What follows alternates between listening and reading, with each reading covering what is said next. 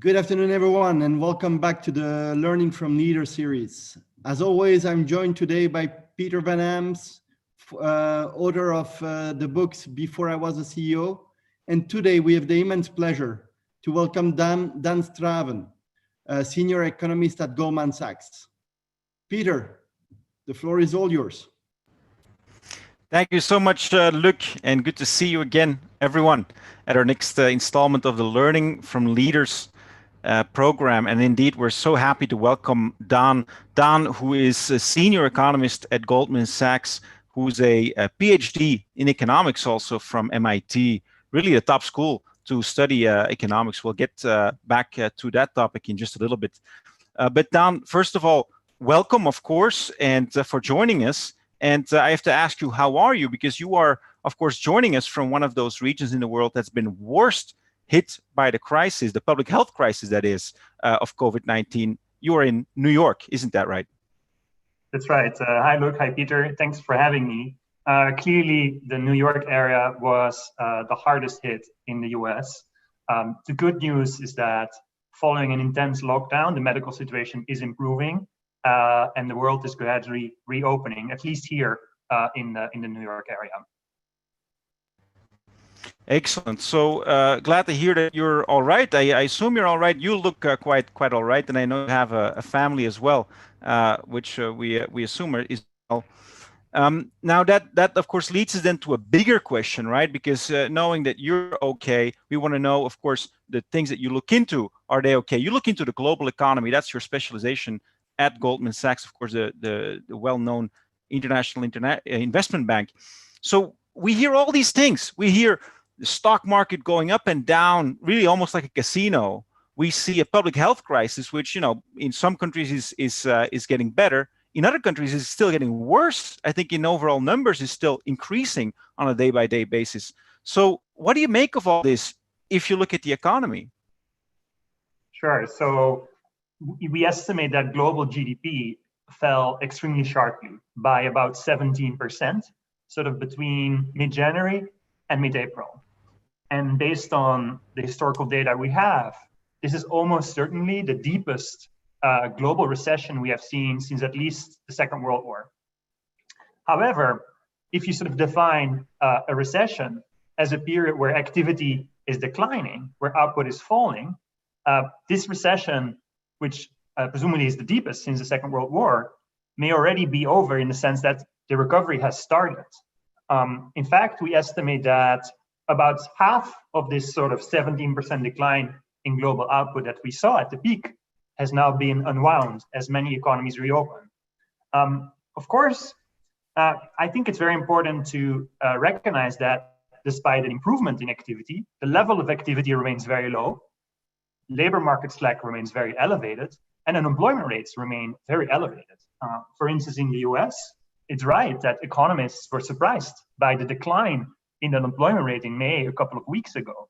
But the level of the unemployment rate remains very elevated, around 13.5%, or even 16% if you account for misclassification. And to put things into perspective, after the great financial crisis, the unemployment rate peaked at 10%. So we're still well above that, despite a very rapid sequential pace of improvement. And that's an image that you're seeing in many economies across the world. Still very depressed activity, but quite rapid sequential improvement. Right. So that's something, at least I hear you say, well, things are indeed rather bad, but it could be that they can get better rather quickly as well, in case I suppose the public health crisis improves. Right. Now, when we look at the financial sector, which is of course a sector that you're active in with the bank, you know, in the previous crisis, these were the bad guys, right? These were the ones that you know were seen as being responsible for the financial crisis. Many banks also had to be saved by governments and got into deep trouble. This time around, seems like night and day. What's happening? What's the role of the financial sector this time around? Yeah, sure. So, of course, we do expect some losses in some asset classes, and banks do have some exposure. For instance, we are looking for a pickup in defaults among high yield companies, or some losses in commercial real estate. However, taken together, despite the exposure of banks to these areas where we're expecting significant losses that are comparable to those in a financial crisis, overall, the banking system is definitely in a significantly better shape than during the great financial crisis. And I think there are sort of three reasons for that. First of all, coming into this recession, households, especially in the US, but also in many other parts of the world, came into this crisis with very healthy balance sheets, elevated saving rates, at least in the aggregate, and relatively healthy financial situations. And because of a stronger starting point for the household balance sheets, and because of very strong support of the government sector to households, we expect that the losses in terms of mortgages or consumer loans will be significantly smaller. And that's the biggest asset class that banks are exposed to. Second, banks, very much like households, enter this crisis in a healthier position with more elevated capital buffers, more elevated liquidity positions.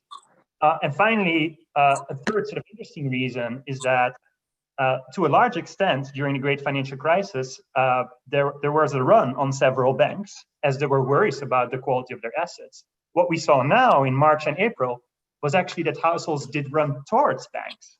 Households sold risky assets. The saving rate in April surged to an all-time high. And so what happened is that actually a lot of banks saw an increase in liquidity as households brought their cash to banks as opposed to taking it away from banks, which happened with several banks during the great financial crisis.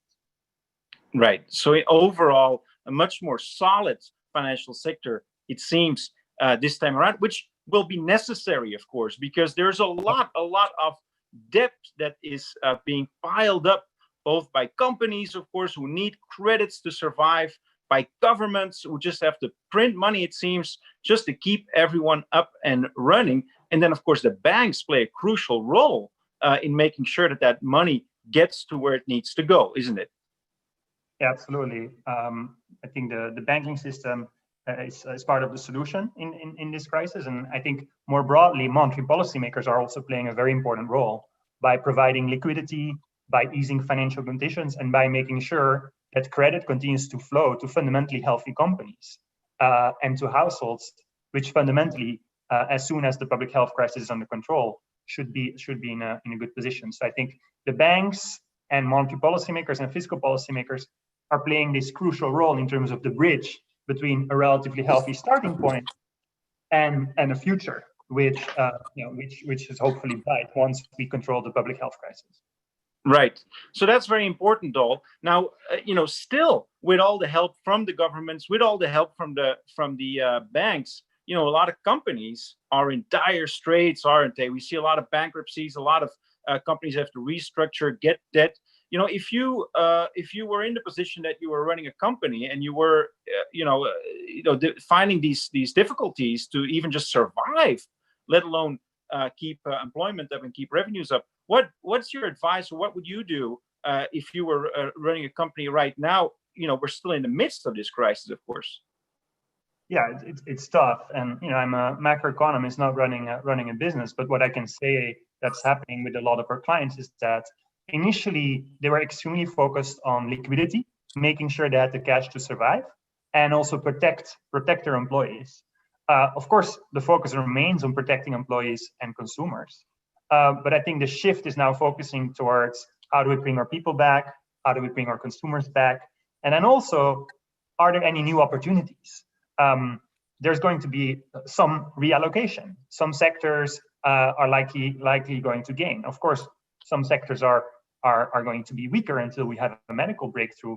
But when I, for instance, look at data on retail sales in the US for the month of May, some areas are seeing stronger growth than before the crisis. E-commerce is an example.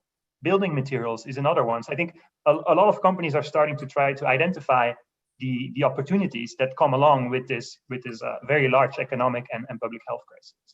Yeah, those pockets of growth, those pockets of opportunity. And of course, in every crisis, it leads to new opportunities, and it will certainly lead to a different world on the other side, if you will. Now, there are some very practical implications for the people in our audience, many people are about to graduate, are about to get into the labor market, and of course they have to decide now, what am I going to do with my career? Where am I going to apply? Or should I perhaps just take another gap year and do some personal development and discover the world? What's your advice if you were graduating today? What do you think you'd be doing?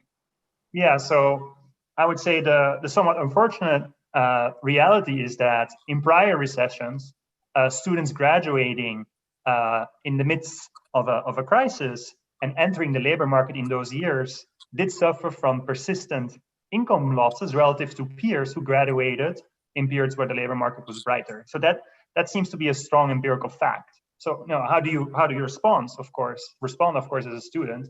Well, first of all, it's very important to be resilient and continue to push for opportunities, even if it's just significantly harder.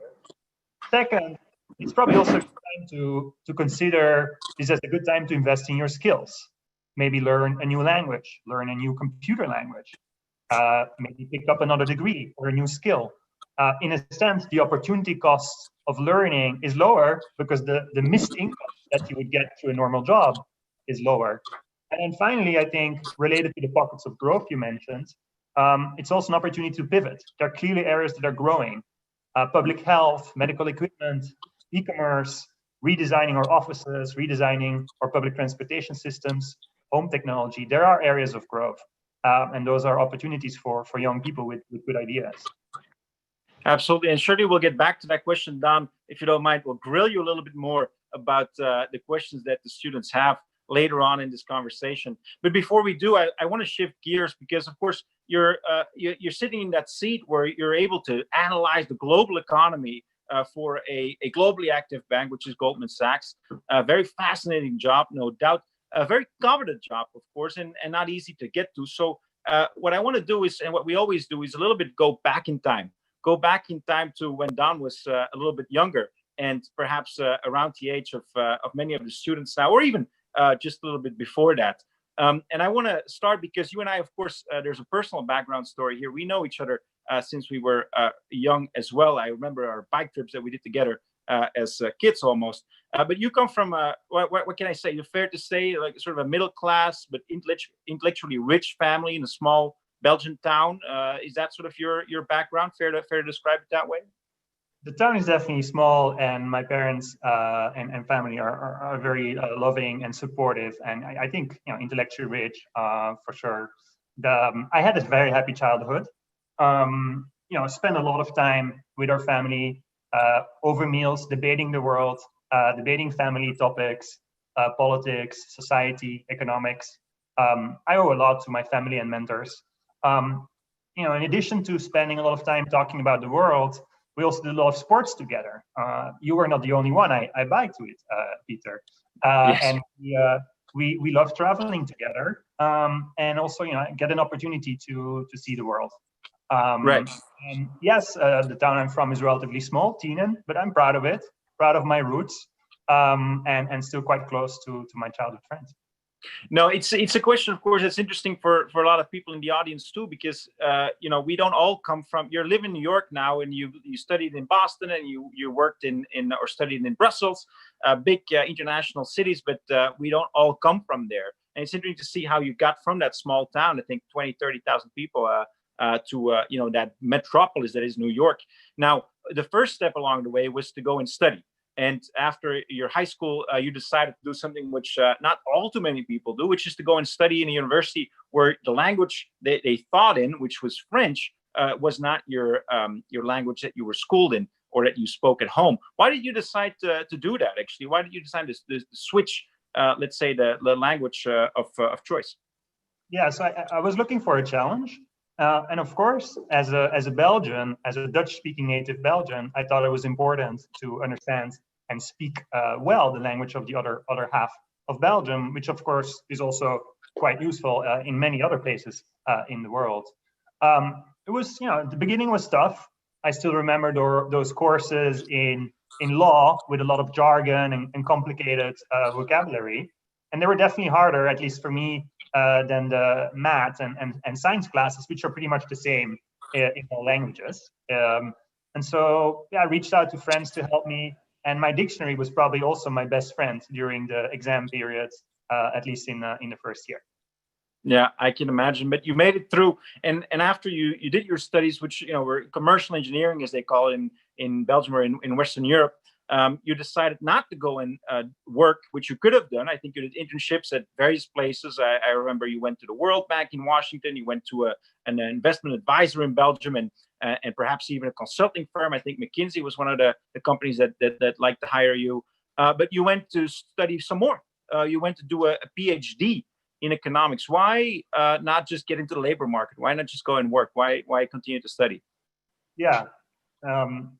It was not because we were also in a financial crisis when I graduated. That was not the main reason. The main reason was that it was a big challenge, and I felt like that I had to strengthen my technical foundations to understand the global economy, to understand the world, and ultimately have more opportunities in terms of sort of the private sector, academic and policy jobs that I would eventually hope to engage in.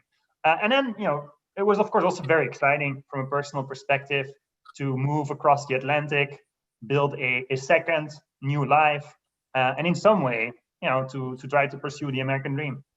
Yeah, and you touch upon that right there, but and you talk about it very quickly as if it's nothing. But that was a big jump, wasn't it? You went from Brussels in Belgium to Solvay School, which is an excellent school, of course, but you went to the #1 institute in the world to study economics, which is MIT. I think various Nobel Prize winners went there, if I'm not mistaken. People like Paul Krugman and many others studied there. Many chief economists from the World Bank. I mean, this is really a very special place. How do you get in at MIT to do a PhD in economics? What's the secret? Was there a mentor? Was it just you being brilliant? I mean, how do you demystify this? Yeah, so in addition to meeting the academic credentials, I think the support from my mentor at the University of Brussels, Mathias de Watripon, was critical. Mathias is a world-class economist, has a PhD in Harvard himself, was a visiting professor at MIT for decades. And when we worked on my master thesis on Belgian labor market policies, it clicked. I fell in love with economics research, and he believed in me, and he supported me. And that definitely was instrumental in getting accepted at MIT PhD. And I'm still very grateful today to him. We're still in touch, and a couple of weeks ago we're on a Zoom discussing our latest work on the impact of the Corona crisis on the economy. So very grateful for that relationship. But a crucial building block, isn't it? Because of course you succeeded and you sort of spread your wings and you showed you could fly. But perhaps without that mentor, without that missing link, if you will, it would have been a different story. Yeah, he has been instrumental. Absolutely. Yeah. Yeah. Because it's something that we often forget when we tell sort of our leadership stories, is that that often behind that leader or behind that person, there's often a whole supporting team. You talked about your family. You talk now about your mentor at Solvay. And then, of course, you had to do it yourself. You had to prove that you were capable of not just the economics, but that you said it was not the hardest part, because, you can do it in French, you can do it in English, you can do it in Dutch or any other language. At the end of the day, the math is the math. But you also have to make a huge cultural change when you, of course, move to a country like the United States. How was that for you? Any particular anecdotes that stuck with you? Yeah, it was exciting and very rich. But it was also hard, frankly. I think what's the hardest is just the distance from your family and friends. It's a little bit like the lockdown period now. We all miss those high-frequency, face-to-face interactions. And I think the distance is particularly hard when you need your support system, when life is a little bit tougher. I think many students who do research or do a PhD can sympathize with this, but the PhD or the research process more broadly is sort of a marathon. It's an up and down. And when we are at the down, having this support system is very important. And so, Skype was definitely my motto during much of the PhD. And of course, also building a local support system, friends. I met my wife, Lynn, also in Boston, who was a student there as well.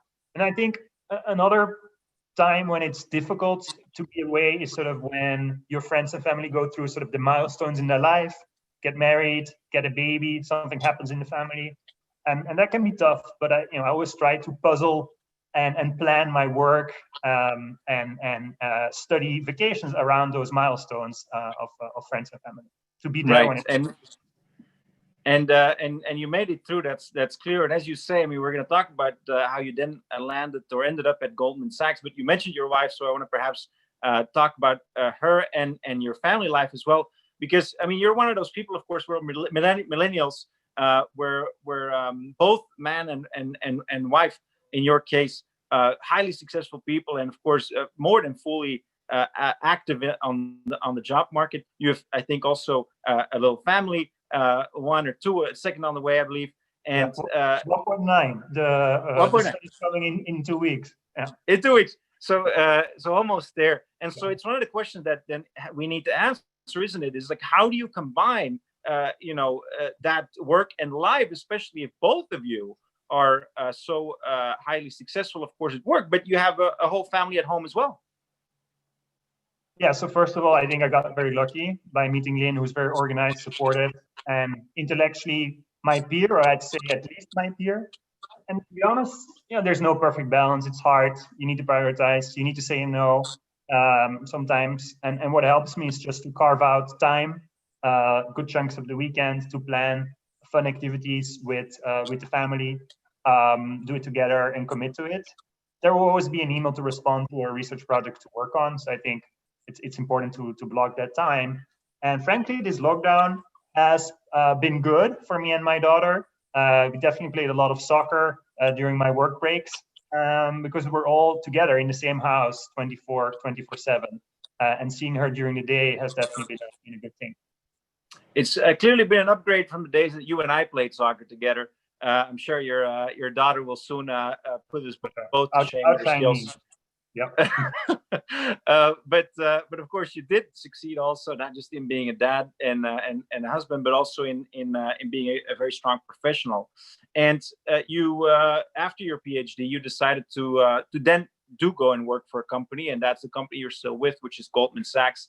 Now, when it was perhaps at first, a question, am I going to study a PhD or am I going to the labor force? Once you are successful and you are an economist, a lot of people will build an economic career. Why did you then decide after that PhD yet to go and work for a company, to go and work for a bank and become an economist there? Yeah, so I definitely considered working at some top business schools.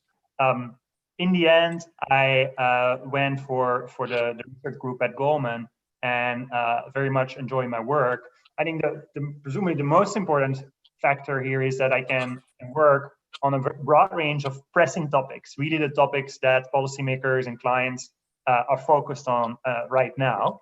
And the breadth of topics is just quite intellectually stimulating. And then I would say the people component is also quite key, both internally, we work in teams all the time, and also externally, serving clients, interacting with them, traveling when it's possible to talk about the economy with them. It's just something I enjoy, and that gives me a lot of energy. Is that something that you knew at the time? Because of course, you didn't know your colleagues yet. So, did you sort of do your?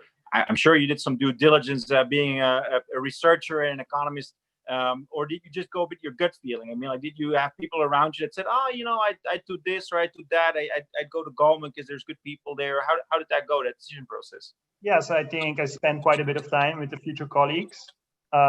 Made a lot of lists of the arguments in favor and arguments against, but in the end, after having talked to a lot of people and gone through the arguments, in the end, I went mostly with my gut feeling and just my intuition that I'm happy in an environment where you can work at a relatively fast pace on a broad range of topics with people. I mean, an interesting insight, a takeaway for me right there, that even the most brilliant economist and best mathematician, at the end of the day, will go for his gut feeling.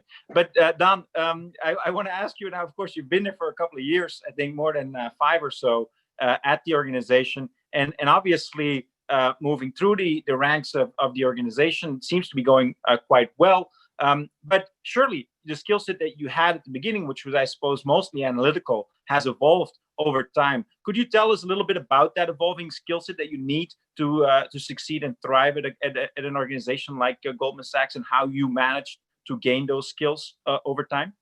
Yeah, so I think at the beginning, and it continues to be important, being highly analytical and careful with data and careful with the analysis is the most important part. Over time, you evolve. I think it becomes more important to figure out what are the most important questions that our clients want to know the answer to. And I think you can get to those by reading, thinking, brainstorming, taking a step back, talking to people.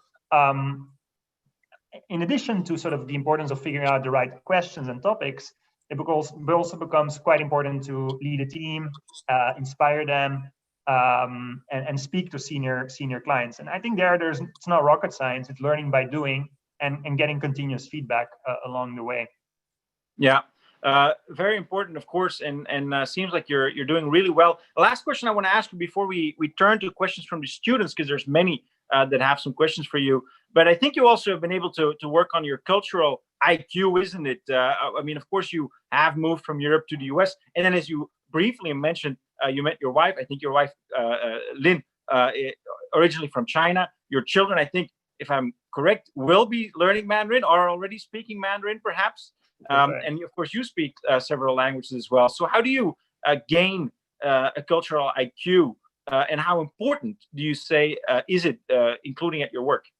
Yeah, so learning Mandarin is definitely a humbling experience. I think at this point, I think our daughter, who's 2 years old, and I probably know the same number of words in Mandarin, but the gap will widen very quickly. I think another conversation topic we love is sort of trying to figure out what can we learn from different cultures, what's sort of the cocktail you want to make. When we travel to Asia to visit family, I'm always impressed by sort of the respect and love for the elderly. Europe's social safety net is just very powerful, especially when you get hit by those big shocks right now. And the reason I'm in the US, presumably, is just the pretty unparalleled opportunities you get in schools and sort of the business world. And it's very important at work with teams across the world, with clients across the world. And I think it's extremely important to try to understand them and learn about their background. But I think you don't necessarily need to work in a multinational company to get that. Traveling helps. I might be going live, hang on. Environment. Who are your diverse peers with the different backgrounds that you can learn from? So I think it's very important. Yeah, absolutely. And clearly you've gotten there. I want to turn now, if that's okay, Daan, to a couple of questions from students who have been piling in with their questions online while you were speaking. But first, I want to turn, if that's okay, to Liu Yue, who is also from China originally, who's now in Munich with EU Business School. And she has a question, I think, around the topic that you're probably well aware of, which is the US-China relations going forward. Yue, go ahead.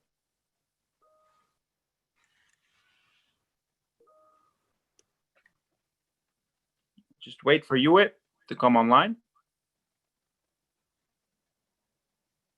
Hello, can you see me? Absolutely. Go ahead, Yue. Hi, nice to meet you.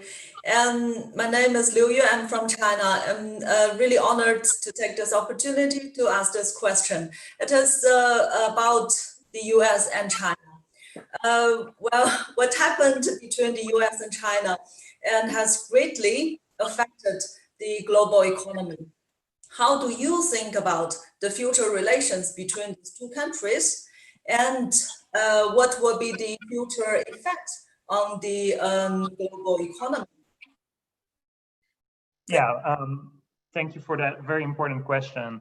Clearly, the US-China trade tensions were a key reason why the global economy slowed down last year because of the decline in trade volumes, but even more importantly, the uncertainty that is created and also the negative impact on financial markets. However, I think it's also useful to keep sort of the magnitudes in perspective. We think that the peak hit to quarterly growth from the Corona crisis is about 60 times larger than the impact of the trade war. Nevertheless, it's very important that the phase one trade deal remains intact. And I think that the news we got overnight suggesting that China will increase agricultural purchases, which are sort of a key component of the phase one trade deal, after Chinese officials met with the US State Secretary Pompeo. I think that news is encouraging. Our baseline policy forecast for the economy expects the trade deal to remain in place. We think it would be quite costly in such a difficult economic environment, both in the US and to some extent also China, to sort of re-escalate the trade war when the economic situation is tough. Now, looking ahead, which is what your question is getting at, it's very hard to know how the US-China relationships will evolve. What I can say is that we are already seeing in the trade data that you see some shifts in supply chains. Trade volumes from China to the US have declined over the last year, even when the trade news got better.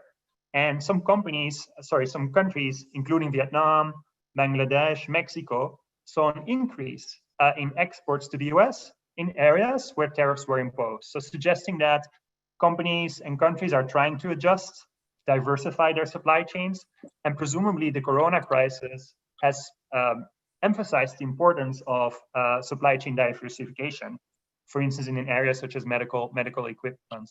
So it's hard to forecast, but I suspect that this trend towards supply chain diversification that was already underway before we started the Corona crisis will likely continue. And maybe we can ask you, this is an interesting topic, I think. You had a second question that's related to this one, I believe, which was around globalization. Isn't that right?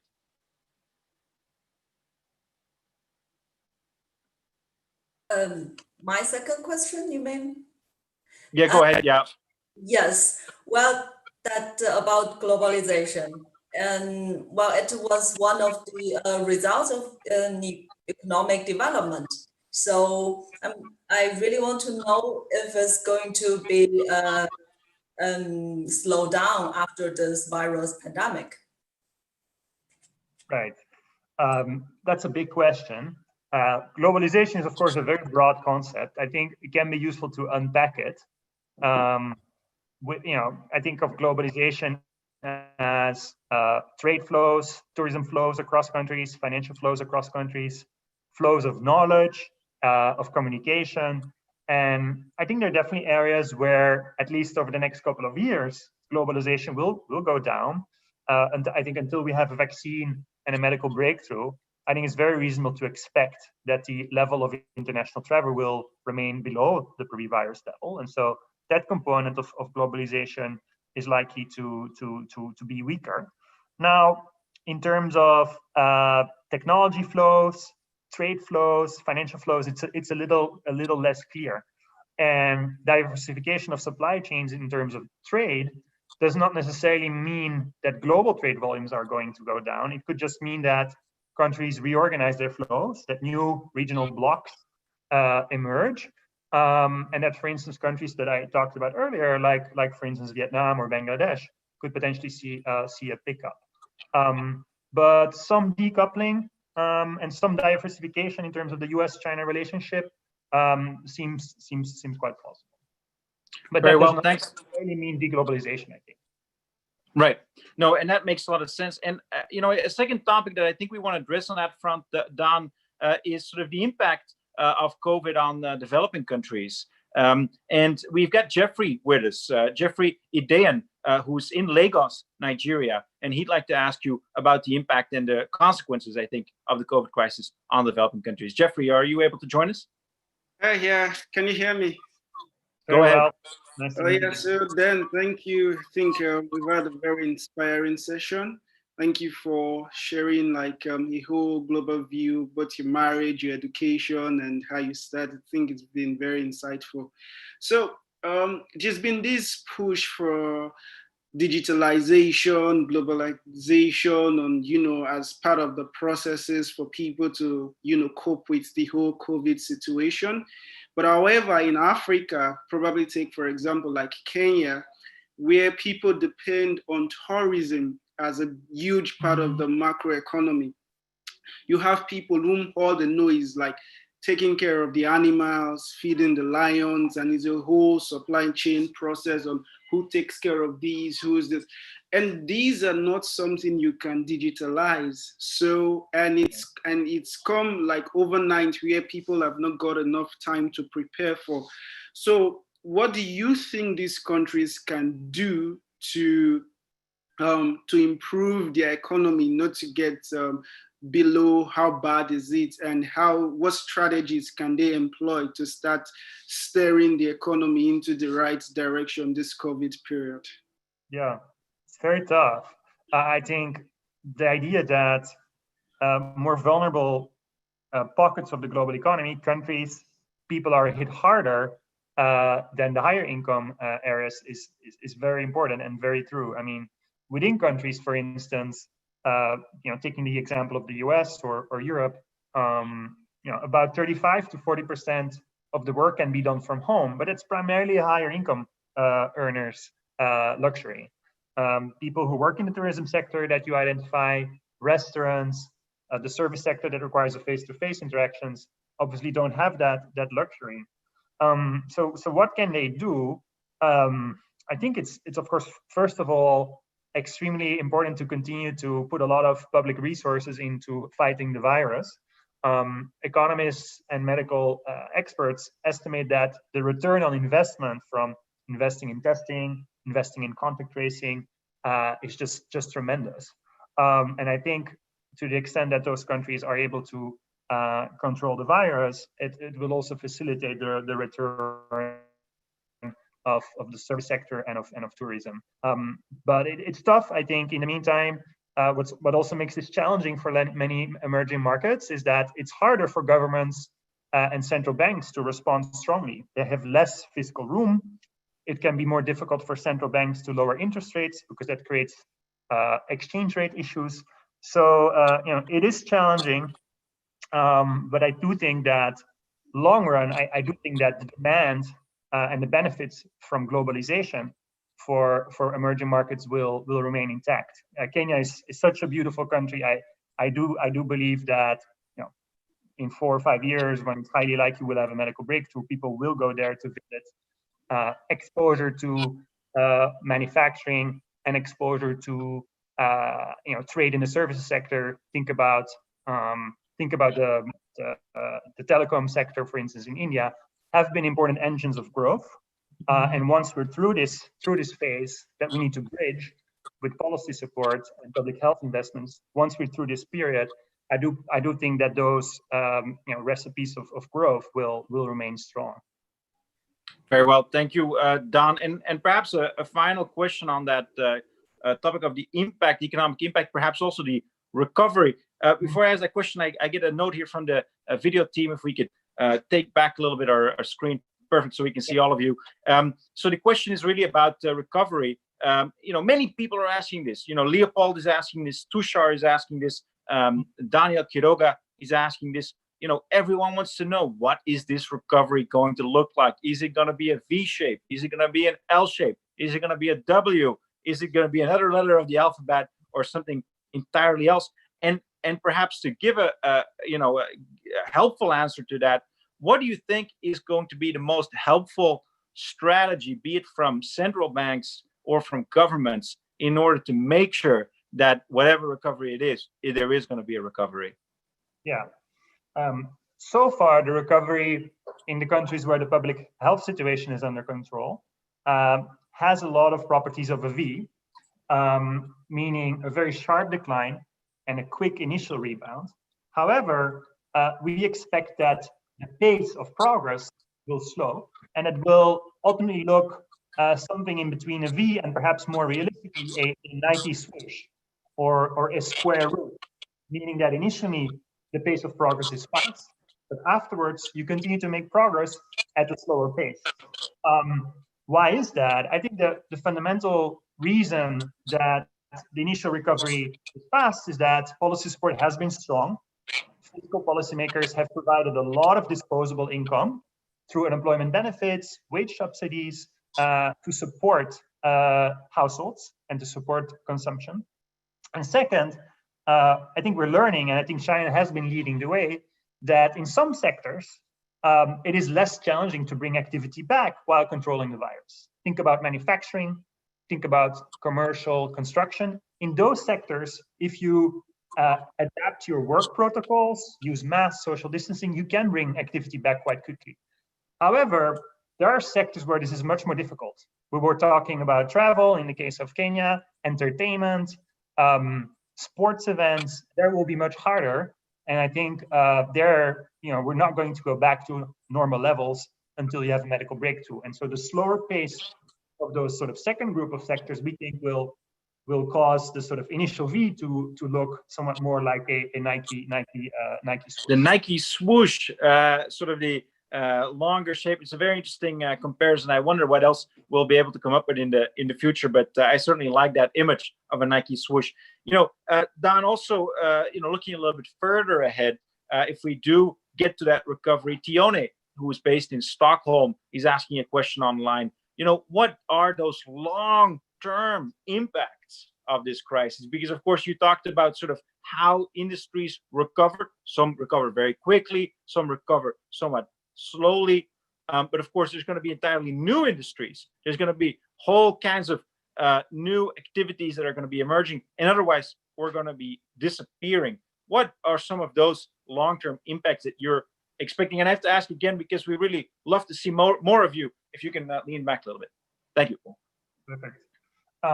In terms of the long run trends that we're going to see as a result of this crisis, it's hard to know. But I think in terms of the macroeconomic trends, I would think about, and I identify two. I think the first one is the very strong role of fiscal policy and the comfort of fiscal policymakers to respond very aggressively. The global fiscal response has been around 10% of GDP in just a couple of months, whereas during the great financial crisis, which lasted several years, the response was quite a bit smaller. And so I do think if we get hit by a big or intermediate-sized recession, again, unfortunately, maybe in 10 or 15 years, I think that's here to stay. I think a second macro trend that is likely to remain in place, at least for the next few years, is low interest rates. And interest rates were already low coming into this crisis. Several countries had already adopted negative interest rates. Think about Japan or the euro area. But now the Fed, the UK, and a lot of emerging markets have also brought their interest rates essentially to zero. And as long as inflation remains weak, and as long as unemployment rates remain elevated, there will be very large incentives for central banks to keep pushing, keep interest rates low. And I do think that that's supportive of the economy. And I think it has some quite significant effects on the real economy as well. When I just look at the housing sector data across the world, they're actually quite strong. In many countries, the level of real estate activity is now already back or above the pre-corona crisis level. And that's because housing through mortgages is just extremely sensitive to low interest rates. So I think this trend of low interest rates is here to stay unless the inflation process changes. And it's also those very low interest rates, which in turn make it easier and less dangerous for fiscal policymakers to respond very strongly. So I think those two big macro policy trends are related. They are related and interreact. Now, of course, in the middle of those two, I suppose, in a way, is the financial system and the financial sector, of which you are a part. People like Bart are asking also, what do you think the role of the financial sector in general will be going forward? Somebody else is asking a similar question about the future of finance. Now, of course, big question, lots of possible answers. But what is for you one of the big takeaways of the COVID crisis, working in the financial sector and looking forward? Yeah, that's definitely a big question. I think conceptually, the two most important roles for the financial system, or the three most important roles, I think, are providing liquidity to households and firms when necessary. I think they have done that together with the support of governments and central banks. Second, and that's going to be harder, is sort of identifying the projects and the companies that will be healthy and need strong support and need to go through this tough period. And that may become harder if indeed we're going to see some reallocation and structural declines in some sectors and structural increases in other sectors. So that's I think a big challenge for financial markets and banks more broadly. And then finally, I think the third role of the financial system is to help households to save in a smart and diversified way. And I think this Corona crisis has just shown how quickly asset prices can move and how important it is for the financial system to help households to manage their savings in the best possible way. And I presume that the digitization we're seeing now, I think at Goldman Sachs at some point in the New York office, 99% of the team was working from home. I think the trends towards a more digital finance world is going to accelerate. It was already underway, but it's going to accelerate. And no doubt this is true, not just in the financial sector, but in so many other sectors that move to digitization. We see it right here. I see you online. We could have met, of course, on campus, and we might still meet on campus in the future. I hope so, or somewhere else in real life, but certainly embracing that digital transition. So before we get to another question from a student live, Harsirat will ask a question next. I want to just ask this question that came from Kanaka, who I believe is based in India. And he's asking, well, okay, so I understand what the consequences are on the sectors that you talked about. If you look at the industries, industrial sectors, what do you think are some of the big industrial sectors that are going to come out winning from this crisis, are going to come out stronger? You mentioned, I think, construction or related activities already once, but what are other big industries do you see coming out on top of this crisis? Yeah, that's a fascinating question. I do think this crisis shows the importance of public health policies, medical equipment, and sort of the whole medical sector, I think, is getting a big boost.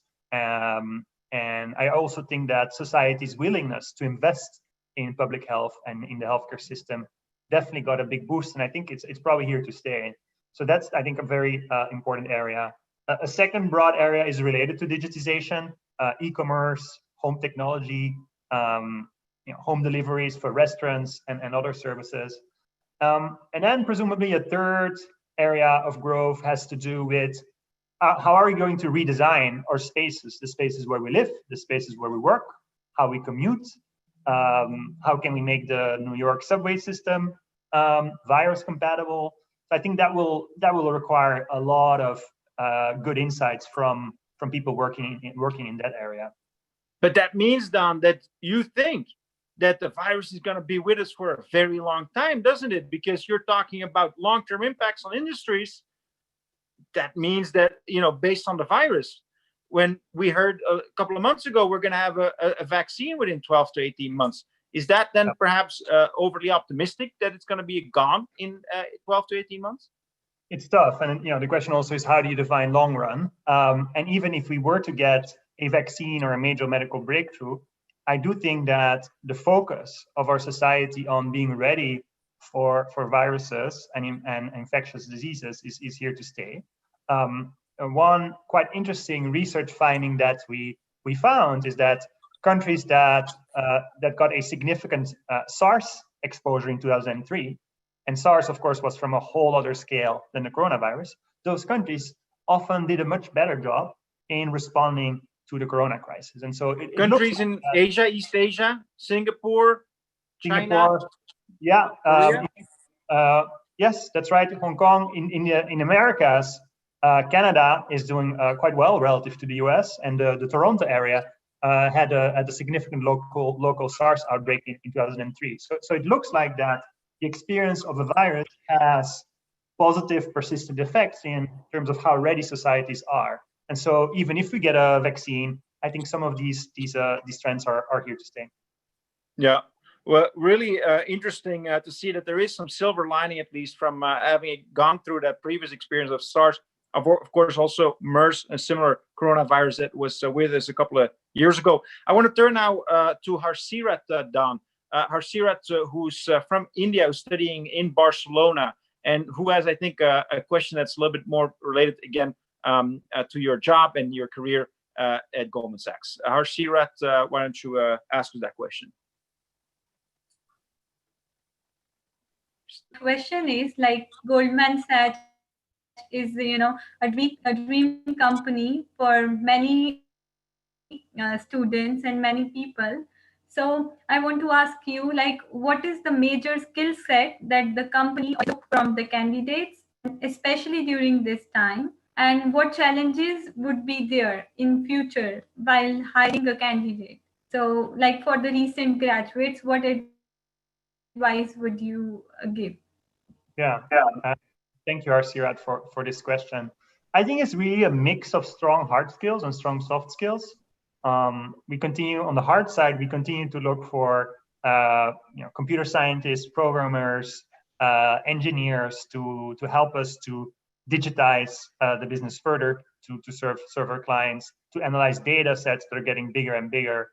So I think that particularly is a big area in demand, and Python is becoming increasingly the programming language that everybody in technical areas in the firm is using and speaking.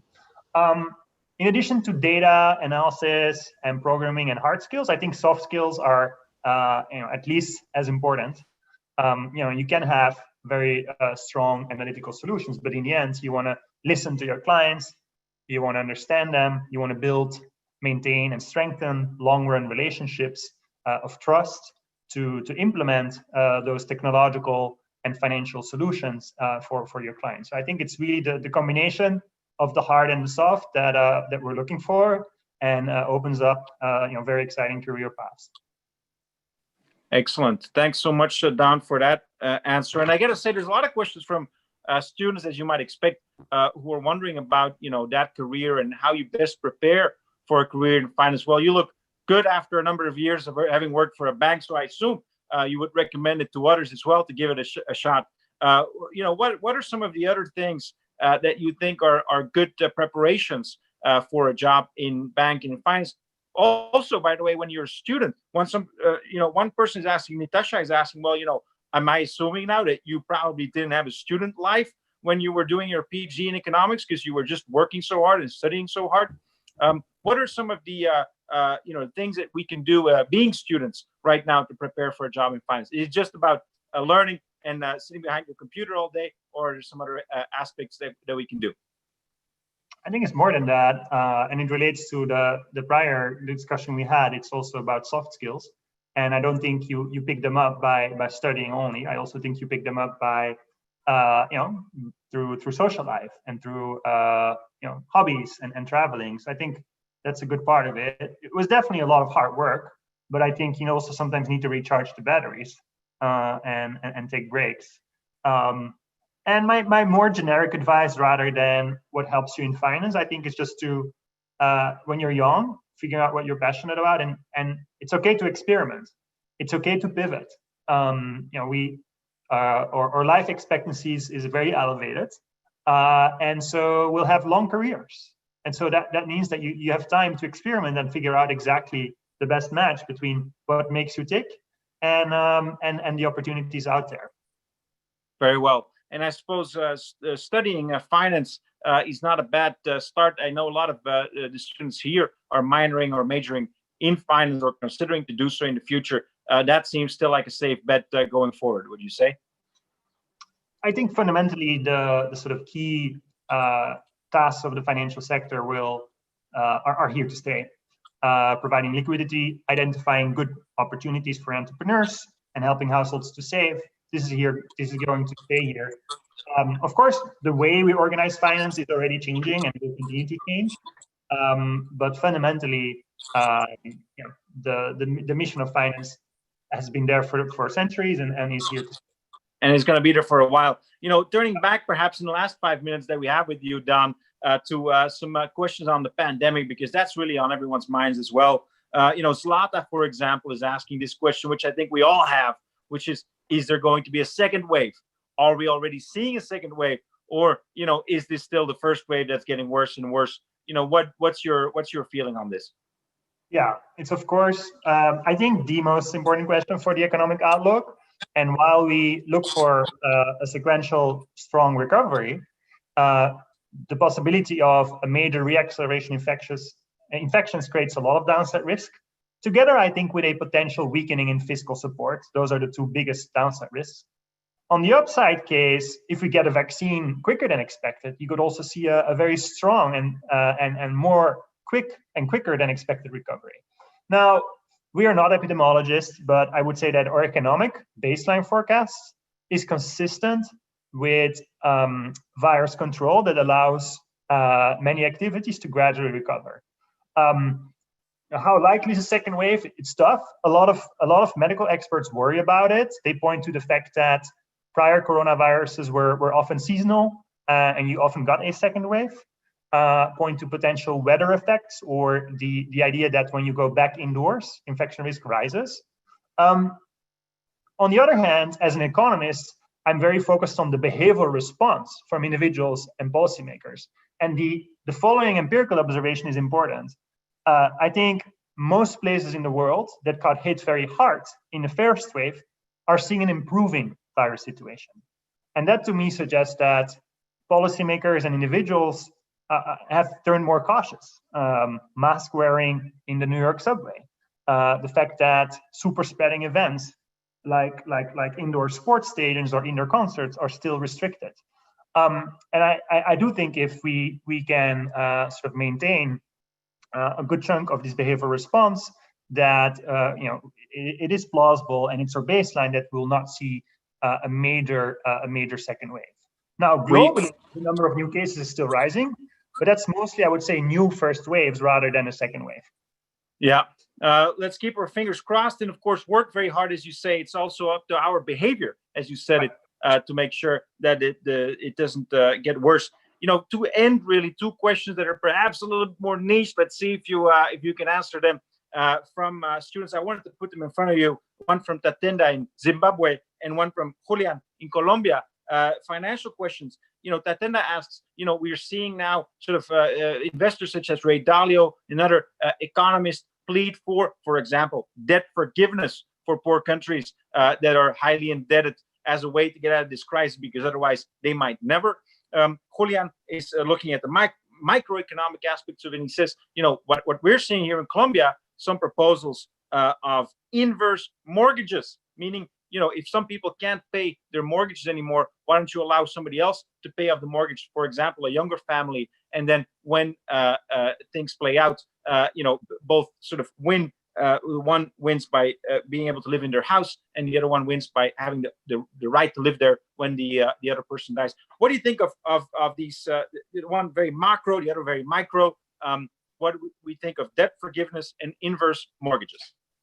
Yeah, these are great questions. I think at the high level, what I can say is that it's very important to be creative and open-minded about these kind of solutions, primarily because this is truly what economists love to call an exogenous shock.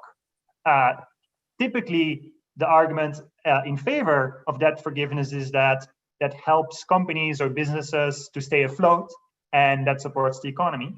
The argument against is that it's moral hazard. You incentivize those countries or households to borrow more, or banks to behave in a somewhat riskier manner in the future. Today, with this cause being a virus, which is truly an exogenous shock, I think that argument, that moral hazard argument against creativity around that, I think is weaker. So I think there are, overall, I think those ideas need to be considered very carefully.